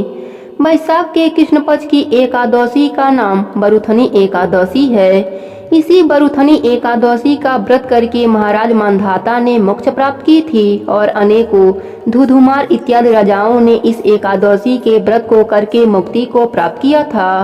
अनेक प्रकार की तपस्याएं हजारों लाखों वर्ष करने पर भी वह फल प्राप्त नहीं होता जो इस वैशाख कृष्ण पक्ष की एकादशी व्रत के प्राप्त हो जाता है। अतएव इस एकादशी का व्रत प्राणी मात्र को करना चाहिए। सूर्य ग्रहण में कुरुक्षेत्र में विधिवत स्नान पूजन कर 100 बार सुवर्ण दान करने का जो फल होता है वह फल केवल वैशाख कृष्ण पक्ष की बरुथनी एकादशी का व्रत करने से होता है। श्रद्धा और भक्ति के साथ इस बरुथनी एकादशी व्रत करने वाले के समस्त मनोरथ पूर्ण होते हैं और वह इहलोक में रहकर सुख और ऐश्वर्य का भोग करता है और अंतकाल में स्वर्ग सुख को पाता है। गज दान महान पुण्य को देने वाला और पाप एवं संताप का नाश करने वाला है। अश्वदान भी पुण्यप्रद है मगर गज दान के समान नहीं, पर भूमि दान का पुण्य अत्यंत ही महान है। उसकी तुलना में अश्वदान और गजदान एकदम तुच्छ है। भूमि दान से भी अधिक पुण्य फल तिल दान में है और तिल दान से अधिक हेम दान में है और स्वर्ण दान से भी अधिक पुण्य अन्य दान में है। अन्य दान महान और अच्छे फलों को देने वाला है। इसके समान पुण्य संचय करने वाले अन्य कोई दान नहीं, यद्यपि भूमि ही माता स्वरूप है। यदि सब पदार्थों को उत्पन्न कर जगत का पालन करती हैं, वही ये देवता, दैत्य, यक्ष, गंधर्व एवं मनुष्यों को पालने वाली हैं। तथापि इससे भी अधिक और महान पुण्य अन्य दान में है, क्योंकि इससे भूखी आत्मा संतुष्ट हो आशीर्वाद देती है। यह दान यद्यपि पृथ्वी पर सर्वोपरि है, तथापि कन्यादान इससे भी अधिक पुण्य फल और मनोरथों को पूर्ण करने वाला है।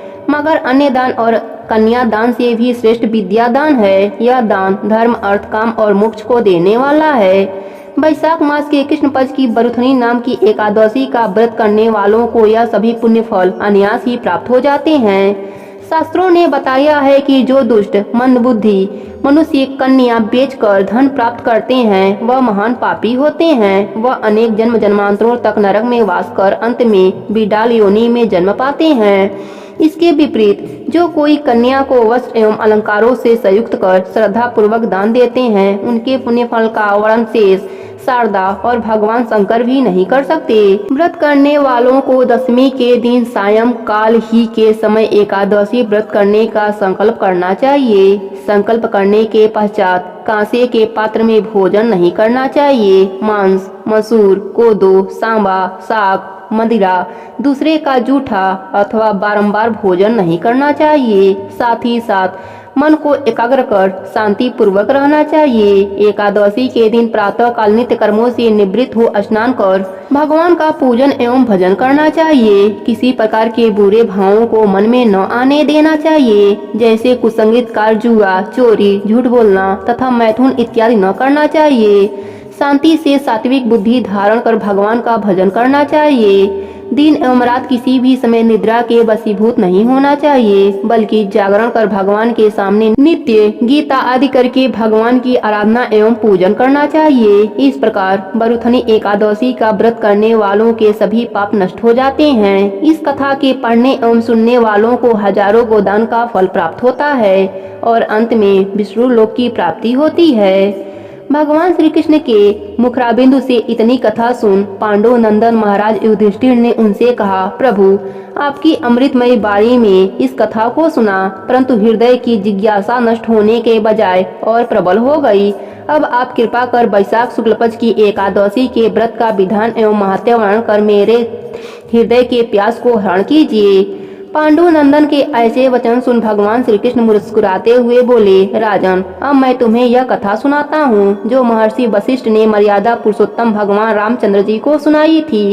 एक समय की बात है, भगवान रामचंद्र जी ने अपने गुरु वशिष्ठ के आश्रम में जा उन्हें प्रणाम किया और हाथ जोड़कर कहा, हे प्रभु, आप कृपा कर मुझे कोई ऐसा व्रत बतावें कि जिसके करने से अत्यंत पुण्य फल की प्राप्ति हो और अनायास ही धर्म, अर्थ, काम और मोक्ष की प्राप्ति हो।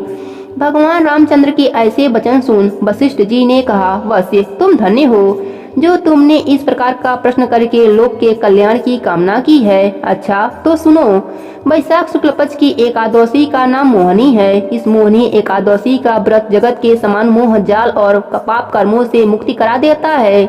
मैं आपको इस विषय का एक अत्यंत प्राचीन इतिहास सुनाता हूँ, ध्यान पूर्वक होकर सुनो।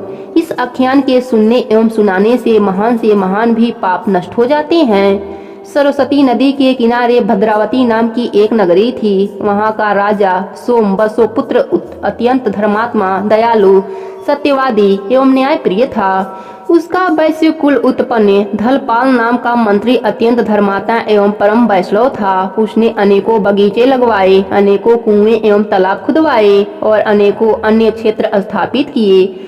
उसके 5 पुत्र थे, सुमनोहर, धूमितान, मेधावी, सुकीर्तन और धुर्बुद्धि। इसमें धुबुद्धि महापापी, दुराचारी, दुष्ट, जुआरी, चोर, वैश्या एवं पर स्त्रीगामी, भव्याचरण, भ्रष्ट करने वाला, महाउटंड और आतियाई था। उसके इस सब दुष्ट कर्मों में खींच कर धनपाल ने उसे बहुत समझाया, धमकाया एवं दंडित किया, मगर उसने अपनी आदतों को नहीं छोड़ा। तब राजा से कहकर उसे देश निकालने का दंड दिलवा दिया। दुष्ट बुद्धि के कुछ दिनों तक तो अपने संचित धन और जेवरों को बेचकर खाया, मगर जब सब खत्म हो गया तब उन वेश्याओं ने भी उन्हें धक्का देकर अपने घर से उसे निकाल दिया। तब वह दुष्ट चोरी और बटमारी करके गुजर बसर करने लगा। पहले से वह पक्का घूटा और बदमाश बन चुका था। इसी से राज कर्मचारियों की पकड़ में आता ही नहीं था और अगर कभी आ भी जाता तो कर्मचारी उसके पिता के सौम्य स्वभाव से उसे छोड़ दिया करते थे। इस प्रकार जीवन बिताते हुए दिन बीते। एक दिन वह पकड़ा गया और राजा ने उसे अपने राज्य में एकदम बाहर कर दिया। अब वह वन में जाकर पशुओं को मारकर अपना जीवन गुजारने लगा। संयोगवश वह एक दिन कौंडिल्य मुनि के आश्रम में जा पहुंचा। वैशाख का महीना और प्रातः काल का समय था। महर्षि स्नान कर बैठे थे। संयोगवश मुनि के वस्त्र का एक कोना उसके शरीर से छू गया। उसी के प्रभाव से उसके पाप कुछ हल्के हुए। उसके हृदय में ज्ञान का संचार हुआ। वह महर्षि के पास जाकर उन्हें प्रणाम करके उनसे कहा, प्रभु, मैं महाअधर्मी और महापापी हूँ। अपने किए कर्मों का फल भोग रहा हूँ। प्रभु, मुझे कोई ऐसी उक्ति बतलाइए मैं बिना धन के पाप को से मुक्त हो जाऊँ। दुष्ट बुद्धि के ऐसे वचन को सुनकर मुनि के हृदय में दया उत्पन्न हुई और उन्होंने कहा, वश्य, सावधान होकर मेरी बातों को सुनो। कल वैशाख मास के शुक्ल पक्ष की मोहिनी एकादशी का व्रत है। तुम आज शाम को शुद्ध मन से संकल्प करो कि मैं अपने पापों से मोक्षार्थ मोहिनी एकादशी का व्रत करूंगा। इस प्रकार व्रत का संकल्प कर एकादशी को प्रातः काल शौच इत्यादि से निवृत्त हो स्नान कर भगवान का पूजन एवं ध्यान करो और दिन भर रात भर भोजन पान का त्याग कर केवल भगवान का भजन करो। द्वादशी को व्रत का पालन कर किसी ब्राह्मण को कुछ दे दो, तुम्हारा पाप अवश्य ही नष्ट होगा। दुष्ट बुद्धि ने महर्षि के कथना अनुसार मोहिनी एकादशी का व्रत किया और उसके प्रभाव से उसके समस्त पाप नष्ट हो गए और वह परम पद को प्राप्त किया। मोहिनी के समान सरल एवं फल देने वाला और कोई दूसरा व्रत नहीं है। इस कथा को कहने एवं सुनने वालों को अनेकों गोदान का फल प्राप्त हो जाता है। इतनी कथा सुनने के बाद महाराज युधिष्ठिर ने पुनः भगवान श्री कृष्ण से हाथ जोड़कर कहा, हे मधुसूदन, अब आप कृपा कर मुझे जेठ माह के एकादशी का नाम और महात्म सुनाइए, क्योंकि मेरी उसको सुनने की इच्छा है। पांडु नंदन के ऐसे वचन सुन भगवान श्री कृष्ण ने कहा, जेठ मास की कृष्ण पक्ष की एकादशी का नाम अपरा है, क्योंकि यह अपार पापों को नष्ट करने वाली है। इस एकादशी का व्रत करने वाले को ब्रह्म हत्या, भ्रूण हत्या, गो हत्या, मित्र हत्या, परनिंदा, पर स्त्री गमन का पाप तथा भी अनेकों प्रकार के पाप नष्ट हो जाते हैं। झूठी गवाही देने वाला पाप, झूठा चिकित्सा, वन रोगियों को मारने का पाप तथा और भी अनेकों प्रकार के पाप अपरा एकादशी का व्रत करने से निसंदेह ही नष्ट हो जाते हैं। कार्तिक मास में पुष्कर में स्नान करने का जो पुण्य फल होता है एवं माघ मास में प्रयाग जी में त्रिवेणी स्नान एवं बेड़ी माघों में दर्शन करने का जो पुण्य फल प्राप्त होता है तथा फाल्गुन मास में शिवरात्रि व्रत करने एवं काशी जी में भगवान विश्वनाथ जी के दर्शन करने से जो फल प्राप्त होता है वह सब पुण्य फल एकमात्र अपरा एकादशी का व्रत करने से होता है। गया जाकर पितरों को पिंडदान करने का जो महान फल होता है एवं सिंहस्थ गुरु के गोमती स्नान का जो महान पुण्य फल होता है और कुंभ के केदार दर्शन का जो महान फल होता है तथा स्वर्णदान, अश्वदान, गजदान, भूमिदान, विद्यादान, अन्यदान, कन्यादान इत्यादि महान दानों का जो फल होता है वह महान पुण्य फल केवल एकमात्र अपरा एकादशी का व्रत धारण करने से होता है। यह पाप रूपी वृक्षों को काटने के लिए अत्यंत ही पैनी कुल्हाड़ी है और कष्ट रूपी तीर्ण समूह के लिए अग्नि और महान पाप रूपी अंधकार को नष्ट करने के लिए भगवान भुवन भास्कर का दिव्य प्रकाश है। कहने का तात्पर्य यह है कि अपरा के समान पापों को कष्ट नष्ट करने वाला कोई और पुण्य फल नहीं। अतएव पापों को नष्ट करने की कल्पना करने वालों एवं अच्छे पुण्य फल को प्राप्त करने के लिए अपरा एकादशी का व्रत रखना अत्यंत आवश्यक है। अपरा की अवहेलना करने वाले प्राणियों को कहीं भी त्राण नहीं मिलता, उसका जीवन एकदम निरर्थक रहता है। इसके विपरीत अपरा एकादशी का व्रत नियम पूर्वक धारण कर भगवान विष्णु का पूजन करने से सांसारिक सुखों की प्राप्ति के बाद अंतकाल में परम लोक की प्राप्ति होती है। राजन, आप तो स्वयं सर्वव्यापक, अंतर्यामी, जन मन रजन, दुख भींजन आदि पुरुष हैं। आपको क्या है? यह व्रत तो मैंने आपको लोक कार्य के लिए सुनाया है। इसके पढ़ने एवं सुनने से ही लोग पापों से मुक्त पाकर विष्णु लोक में निवास पाते हैं। एक समय महर्षि वेद व्यास जी महाराज युधिष्ठिर के यहाँ संयोग से पहुँच गए। महाराज युधिष्ठिर ने उनका समुचित आदर किया, अर्घ एवं पान देकर सुंदर आसन पर बैठाकर खोडोपचार पूजन कर उनकी पूजा की। तब महर्षि सब प्रकार से निश्चिंत होकर बैठ गए। तब भीमसेन ने हाथ जोड़कर उनसे कहा, प्रभु, मैं बड़ी आपत्ति में पड़ा हूँ, दया कर आप मुझको इस आपत्ति से बचाइए। भीमसेन के ऐसे वचन सुन महर्षि व्यास जी हंसते हुए पूछा, क्या बात है भीम? निसंकोच होकर कहो।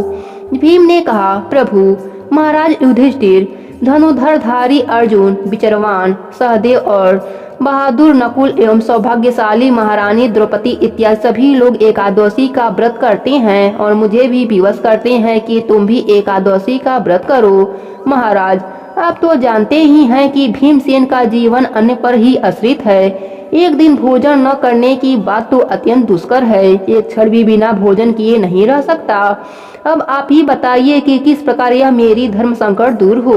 भीमसेन के ऐसे वचन सुन व्यास जी ने कहा, मानव धर्म की संपूर्ण कथा मैं तुमको सुना चुका हूँ। साथ ही वैदिक धर्म की कथा तुम्हें समुचित रूप से सुनाई है और यह भी बतलाया और समझाया है कि कली काल में वे समस्त धर्म कार्य करना असंभव नहीं तो कठिन और दुष्कर तो जरूर है। अस्तु, मानव जीवन के कल्याण के निमित्त मांस मास की, कृष्ण पक्ष की एवं शुक्ल पक्ष की एकादशियों का व्रत अवश्य ही करना चाहिए।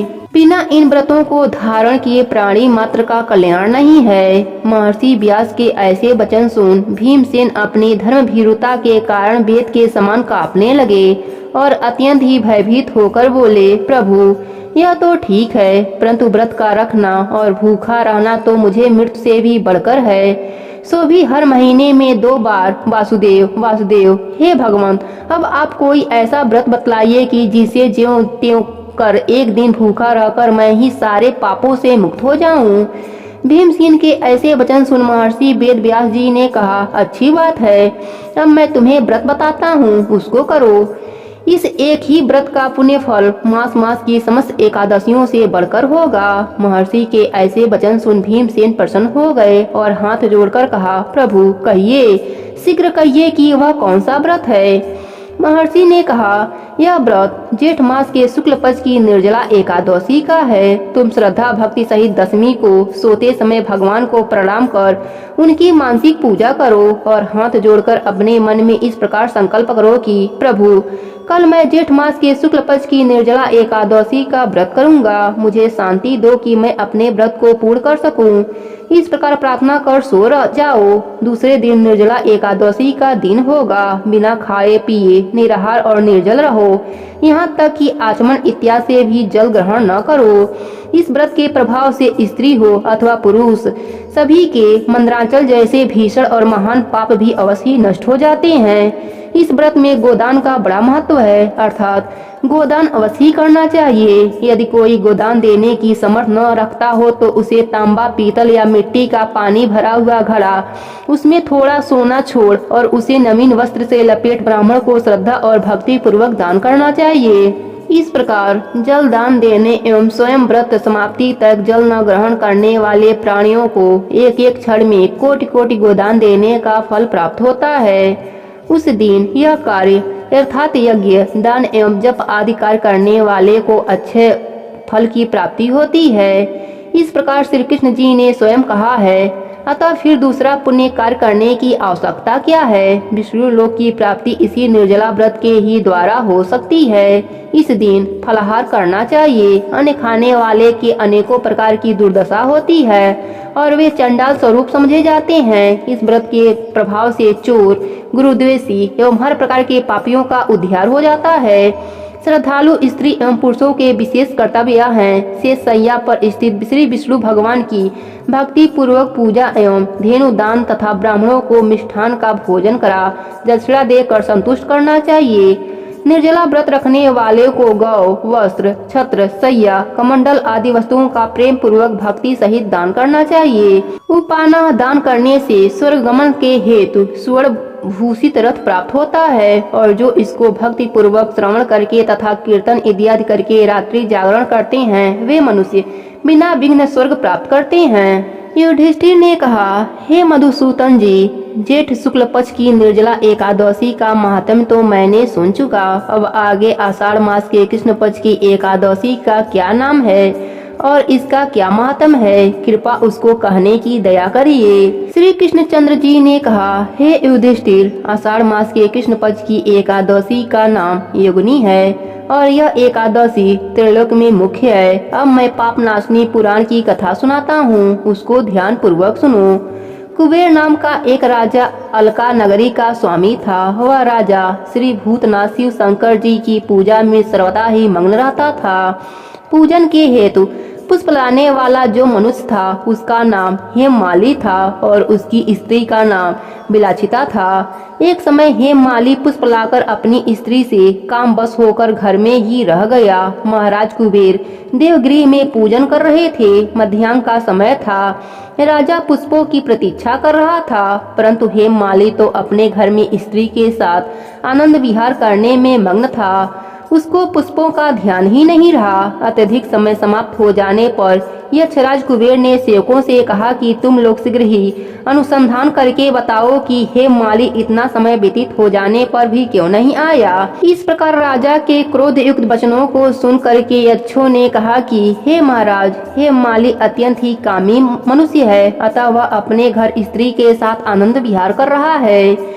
यक्षों के वचनों को सुनकर राजा ने और भी अधिक क्रोधित होकर उसको बुला लाने की आज्ञा दी।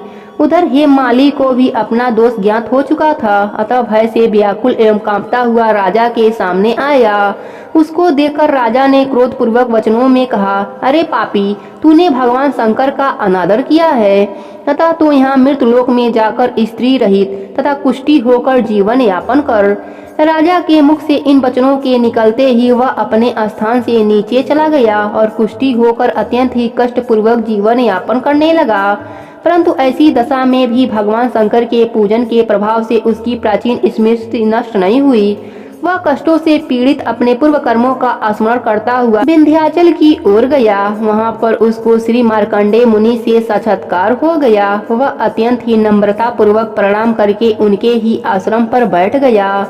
जब मार्कंडेय मुनि ने उसको अत्यंत पीड़ित अवस्था में देखा तो दया से वशीभूत होकर अपने समीप उसको बुलाया और कहा, किस कारण इस प्रकार कष्टों को प्राप्त हुए हो। मुनि के प्रेम पूर्वक वचनों को सुनकर उसने अपनी संपूर्ण पूर्व कथा को कह दिया और हाथ जोड़कर प्रार्थना की, हे मुनि जी, अब आप मुझको ऐसी कोई युक्ति बतलाइए कि यह मेरा कष्ट निवृत्त हो जावे और पूर्व की भांति हो जाऊं। मार्कंडेय मुनि ने कहा, अच्छा, मैं तुमको एक व्रत का उपदेश देता हूँ, उसको ध्यान पूर्वक सुनो, जिससे तुम्हारे एक कष्ट निवृत्त हो जाएंगे। आषाढ़ मास के कृष्ण पक्ष की योगिनी नामक एकादशी का तुम व्रत करो, उसके प्रभाव से तुम्हारा यह सब कष्ट एवं कुष्ठ रोग निवृत्त हो जाएगा। इस प्रकार मुनि के वचनों को सुनकर उसने भक्ति पूर्वक प्रणाम किया तथा अत्यंत ही आनंदित होकर उसने कथना अनुसार वह योगिनी नामक एकादशी का व्रत करने लगा। पश्चाताप व्रत के प्रभाव से वह सब रोग एवं कष्टों से मुक्त होकर शुद्ध तथा सुंदर वस्त्र आभूषण से सुशोभित हो गया। हे राजन, इस प्रकार महत्व प्रदान करने वाला यह व्रत है। 88,000 ब्राह्मणों को भोजन कराने से जो फल प्राप्त होता है, वही फल इस योगिनी नामक एकादशी का व्रत करने से होता है। इस व्रत को मनुष्य को अवश्य ही करना चाहिए। युधिष्ठिर ने कहा, हे भगवान, आषाढ़ मास के शुक्ल पक्ष की एकादशी का क्या नाम और क्या महात्म्य है? उस दिन किस देवता की पूजा किस विधि से करनी चाहिए, कृपया यह बतलाइए। श्री कृष्ण जी ने कहा, इसके विषय में भी एक आख्यान प्रसिद्ध है, जिसको नारद जी ने अपने पिता ब्रह्मा जी से जाना था। ब्रह्मा जी ने कहा, हे पुत्र, तुमने उचित प्रश्न किया है, क्योंकि एकादशी से उत्तम कोई दूसरा व्रत नहीं है। पापों से मुक्त होने के लिए यह व्रत अत्यंत ही उत्तम है। जो मनुष्य इस व्रत को नहीं करते वे अवश्य ही नरक को भोगते हैं। अब आषाढ़ मास के शुक्ल पक्ष की एकादशी का महात्म्य ध्यान पूर्वक सुनो। इस व्रत को किस प्रकार करना चाहिए? आषाढ़ मास के शुक्ल पक्ष की एकादशी का नाम पदा है। इस व्रत के करने से भगवान अत्यंत ही प्रसन्न होते हैं। यह कथा पौराणिक है, जिसके सुनने और कहने से घोर पाप भी छूट जाते हैं। सूर्यवंश में एक चक्रवर्ती, सत्यवादी और अत्यंत ही प्रभावशाली मंधाता नामक राजा उत्पन्न हुआ।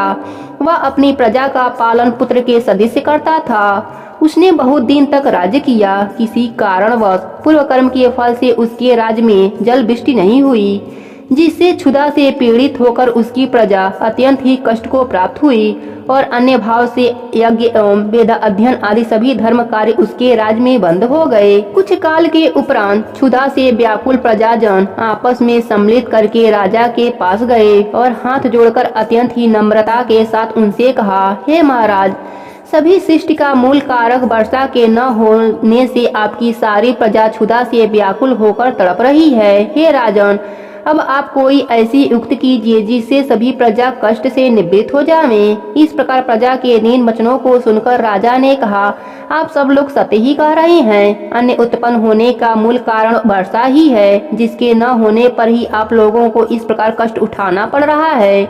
यह दोष बिना राजा की त्रुटि से उत्पन्न नहीं होता, परंतु मैंने बहुत विचार कर देखा है कि मेरी किस त्रुटि से आप लोगों को यह कष्ट सहना पड़ रहा है, परंतु मेरी समझ में कुछ त्रुटि समझ में नहीं आती।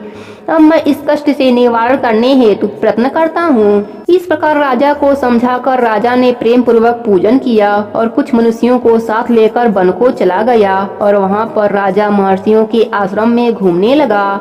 एक दिन घूमते घूमते ब्रह्मपुत्र एवं अत्यंत ही प्रतापी और तेजस्वी महर्षि अंगिरा के आश्रम में जा पहुँचा।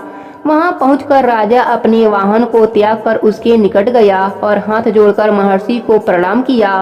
महर्षि ने भी राजा को स्वचरित वाचन पूर्वक आशीर्वाद देकर उनका कुशल मंगल ज्ञात किया और आने का कारण पूछा।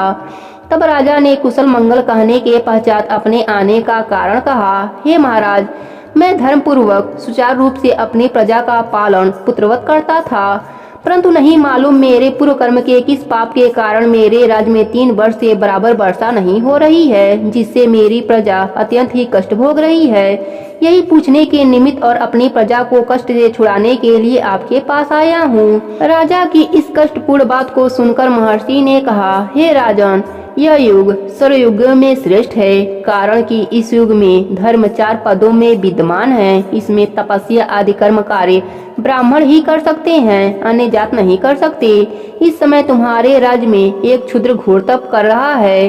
इसी दोष के कारण तुम्हारे राज्य में वर्षा नहीं हो रही है। अतः अपने राज्य और अपनी प्रजा के कल्याण के लिए उस शूद्र तपस्वी का वध कर दीजिए। राजा ने कहा, हे मुनि जी, इस प्रकार निरपराध शूद्र तपस्वी को मैं नहीं मार सकता। अस्तु आप और कोई दूसरा युक्त बतलाइए जिससे मेरे राज्य का कष्ट मिट जावे। तब मुनि ने कहा, अगर यह बात है तो तुम आषाढ़ मास के शुक्ल पक्ष की पदा नामक एकादशी का व्रत करो। यह व्रत अत्यंत ही महाशक्तिशाली है और इसके करने से तुम्हारे राज्य का सब कष्ट दूर हो जाएगा। इस व्रत को तुम अपनी सब प्रजा के साथ प्रेम पूर्वक करो। इस प्रकार मुनि की आज्ञा शिरोधार्य करके राजा अपने घर आया और सब प्रजा सहित आषाढ़ मास के शुक्ल पक्ष की पदा नामक एकादशी का व्रत प्रेम पूर्वक किया। उस व्रत के प्रभाव से राजा के राज्य में उत्तम वृष्टि हुई और पृथ्वी जल से परिपूर्ण हो गई। भगवान की कृपा से प्रजा कष्ट मुक्त हो गए। इसलिए इस व्रत को सभी मनुष्यों को करना चाहिए। यह व्रत मुक्ति को प्रदान करने वाला एवं अत्यंत ही पूर्ण फल को देने वाला है। इसको सुनने से मनुष्य के घोर से घोर पाप नष्ट हो जाते हैं। प्रेम से बोले विष्णु भगवान की जय हो।